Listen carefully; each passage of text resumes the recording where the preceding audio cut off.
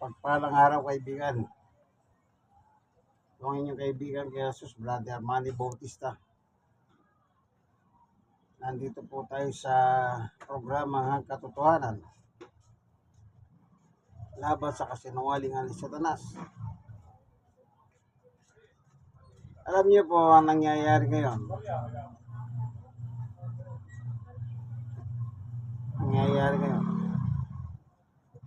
Nang tumakbo po si Sara at saka si Bongbong bilang presidente, vice-presidente, ang kalaban nila si Lenny at saka si Gipo Pangilinan. So, nanalo sila Sara, Bongbong. Naupo sila bilang Pangulo at ikalawang Pangulo ng Pilipinas.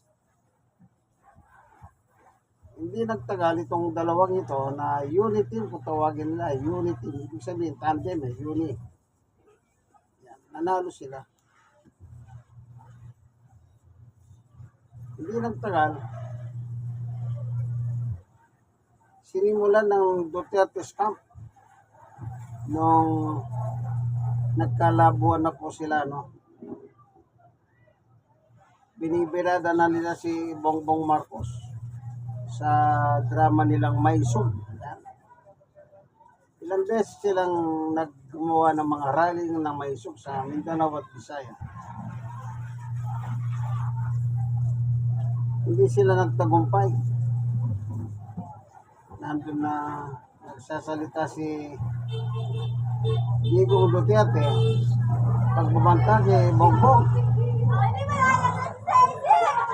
Pagbabanta kay Bongbong. Kung ayaw niyang mangyari yung nangyari sa tatay na, yan. At pinalabas pa nila yung mga dramang gumagamit ng pulburon, ng droga, ito si Bongbong, at saka si Maricel Soriano sa Makati. At lumabas na po lahat ang nananawagan na si Digong Duterte sa mga military. Na ang lagi niya sinasabi, meron tayong presidente na bangag. Hindi ba naman talaga may side sa ulo ang mga Duterte? Alam pa nila na nung pa mang gumagamit na palang droga. Sabi ni nasa master list andun ang pangalan ni Bongbong, sabi ni Matandang Digo. Kanya lang, hindi ko lang pinagalaw, sabi niya. Yan lang pala niyang bangag pala si Bongbong.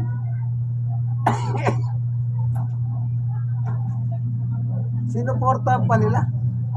Hindi ba meron si Raulong ganyan? Alam mo, bangag pala, susuportahan mo pa.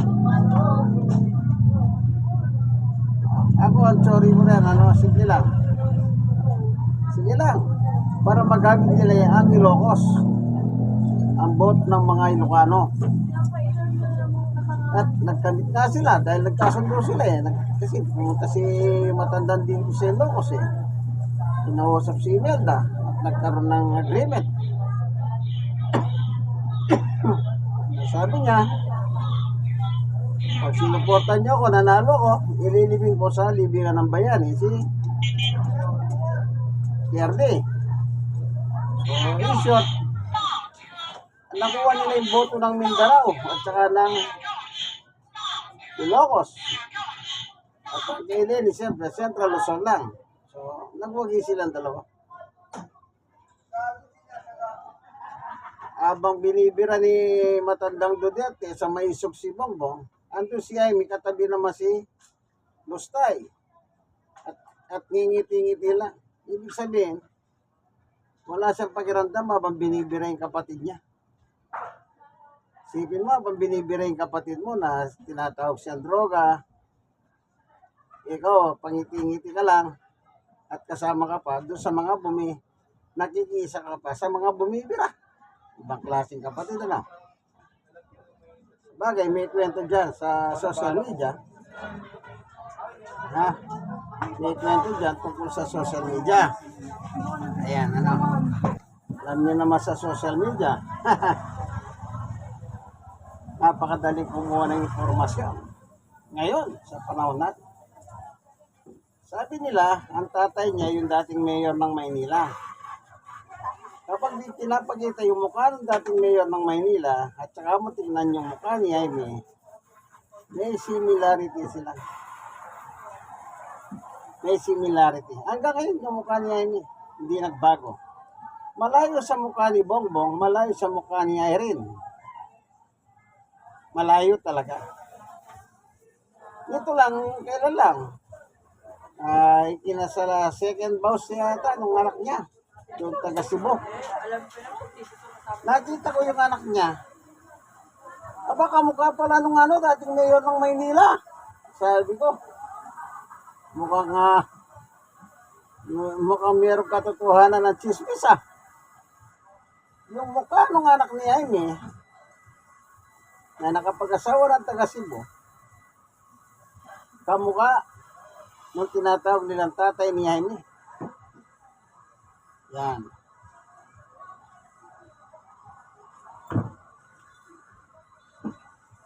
Kaya pala gano'n na lang itong si Jaime, birahin yung kanyang kapatid na kalahati. Sabi ko kalahati kasi kung anak niya kay Mayor, dating Mayor, mga patay na yun. May lalabas, kapatid niya lang si Bongbong Saina. Pero yung itsura niya, malayo doon sa dalawang, si Irene at saka si Bongbong, na anak ni Erdi at Imelda.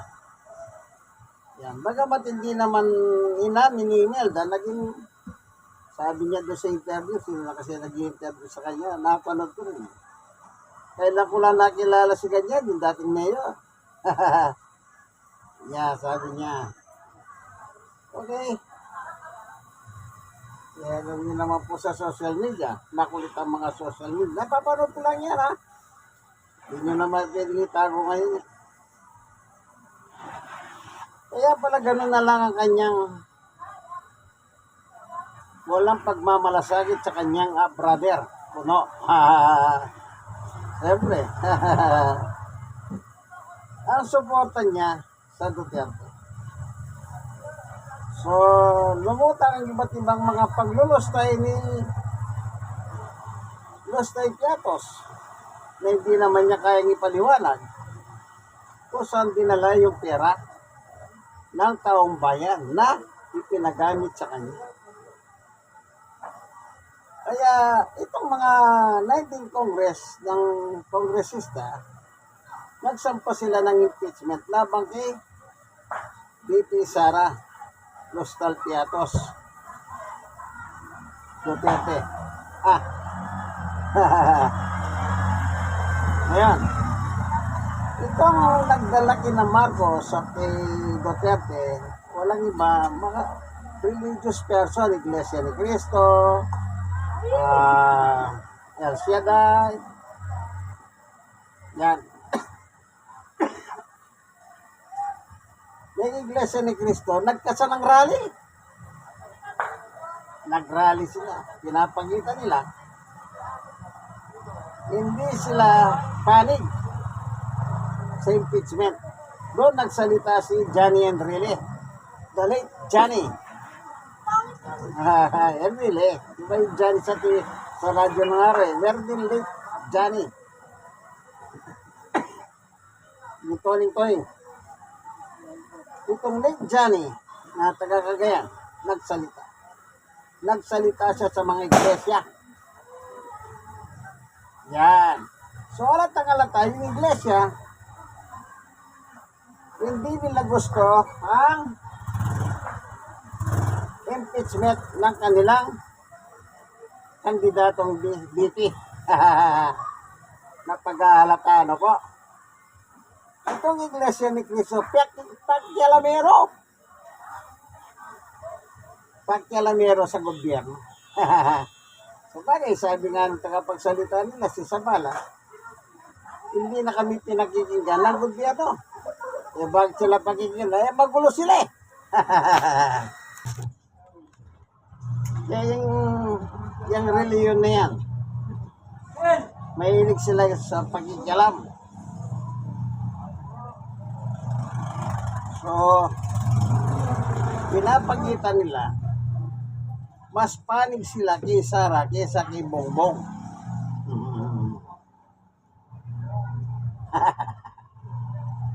Doon mo malalaman kung sino ang kanilang minamanok, ang Duterte. Sa bagay, nagkaroon ng posisyon si sa panahon ni Digong eh. Si Eduardo Manalo, sweldo piso. So, pinapakita nila, pumapanig sila sa mga mandaraya, magnanakaw at mamamatay tao. Sipin nyo ah. Then nagrally na naman po sila. Malaki ang rally na naman ito. Ang gusto nila transparency. Kunwari. Akala ko sila lang. Kasi ang nababalita sa Salian GIL, kasi involved na si Joel eh. At saka yung Kiki Buloy. Tsaka Iglesia ni Cristo, tatlong grupo. Yan. Pero merong mga grupo ni, ewan ko ano bang grupo yun? Yung 3 days rally ng Iglesia do sa Luneta, merong gusto sumausaw doon, hindi nila pinatuloy. Yung sa BDS yata yun. Ayan, di sila tinanggap ng Iglesia ni Cristo. Mukat-mukat mo, binigyan nila ng espasyo si Maymie Marcos. Ayan. Binira niya yun siyang bumira. Eh, sinasabi niya tungkol kay Marcos, yan daw ay drug addict. Gumagamit ng droga. So, yung sinabi ni Digong sa Maysog, inuhulit lang ni Jaime. Yan si palang si Sara Lostay, malapit pala siya sa Luneta, sa isang lugar. Nakabihis. Ang akala nila siguro na magsalita si Yap Sister. Biglang kikilos ang military upang talikuran ang suporta kay Bongbong. Para nakahanda naman si Lostay, nandun sa isang lugar. Hindi nila sinabi ko saan, pero pinakita sa media yun eh. Andang-anda na pala siya mag-take over. So, hindi pinaitulutan ng Diyos ang pinasimulang rally ng Iglesia ni Cristo. Kakailan lang. Pero kami kakilala member ng Jesus is Lord Church ni Ginoong Eddie Villanueva at saka ni Joel Villanueva na senador. Nagkakwentuhan kami. Sumama pala sila sa rally. Yung GIL. Sabi ko, ang alam ko, Iglesia ni Cristo lang yun. Sabi ko sa kausap ko, hindi. Pati yung GIL, sumali. Sinasama nga nila ako. Sabi niya, umayaw ako.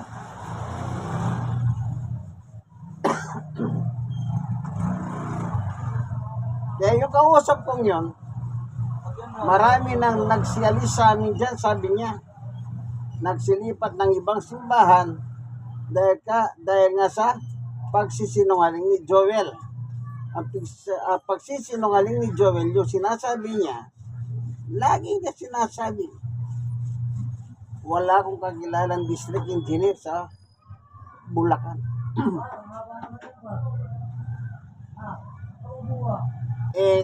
Sabi ko nga po sa social media, napakadaling kumuha ng impormasyon. Ayan, may nagpalabas na ngayon ng video.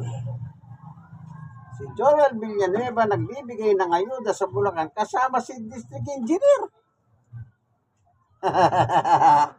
At pinikilala niya. Si Alcantara. Ayan.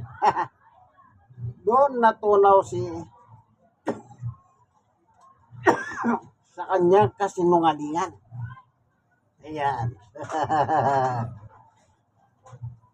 Kaya marami na nagsilayas dyan. Hindi lang sinasabi ni Mr. Villanueva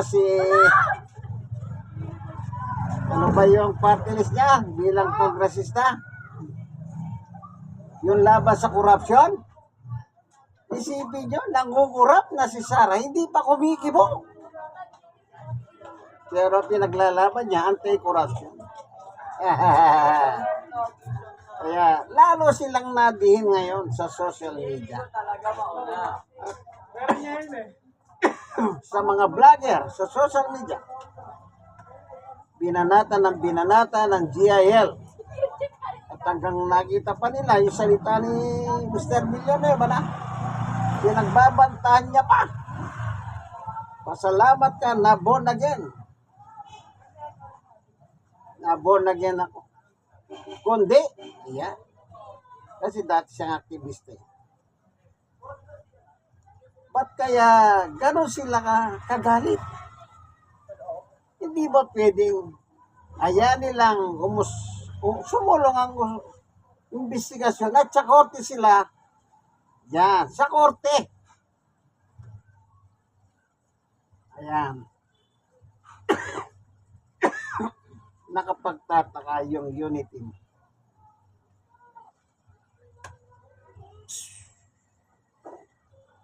Yan.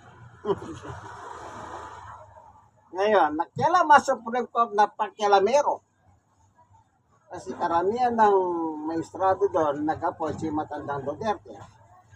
Nakialam sila. Nawala naman silang pakialam. Kasi nga, itong Senado, isang inutil pa. Inutil, si Chis Escudero. Ang dami na nagsabi, kayo ang may karapatang humusga, maghiring. Hindi niya ba pinaghiring pa naman kung ano mga ginagawa niya? So, sa February, kalendaryo, February 7, ayan. Yan, tapos na yung isang taon. Aba,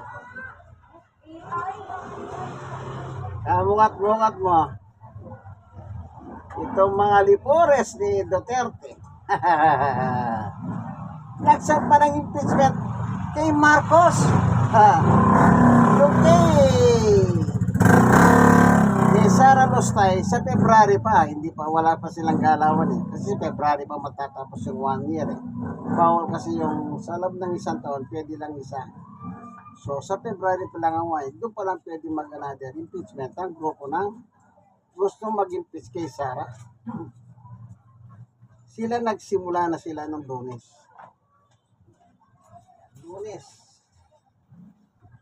Lebis ngayon. Kasi nakita ko, nandun na si Chavit. Balita ko sinong araw. Meron daw siya pinagigiwas sapat napaya siya.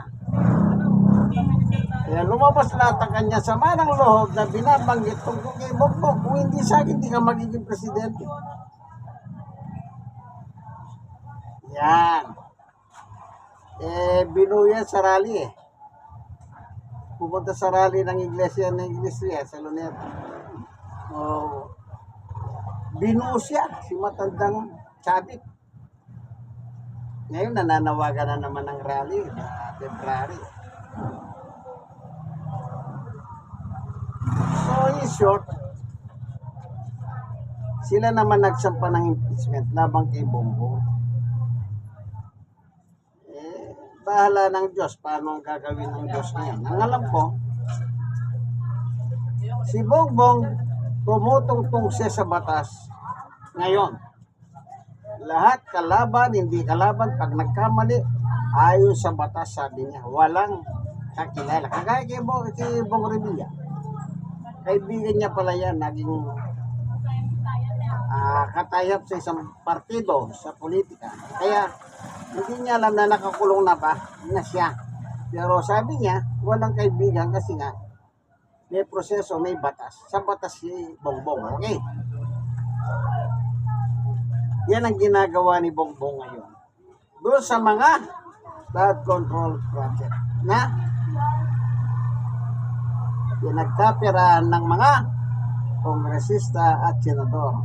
At yung mga senador ngayon ay bata ni Duterte, yung naiimbestiga. Yan. Kaya siguro gusto nilang magawang Malacanang. Wala namang ibang intention yan eh, kundi agawin ang kapangyarihan ng Malacanang eh.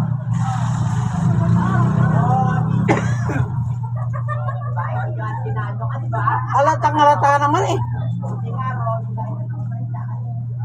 Halatang halata. Matakaw sa kapangyarihan ang mga Dutertes. Yan.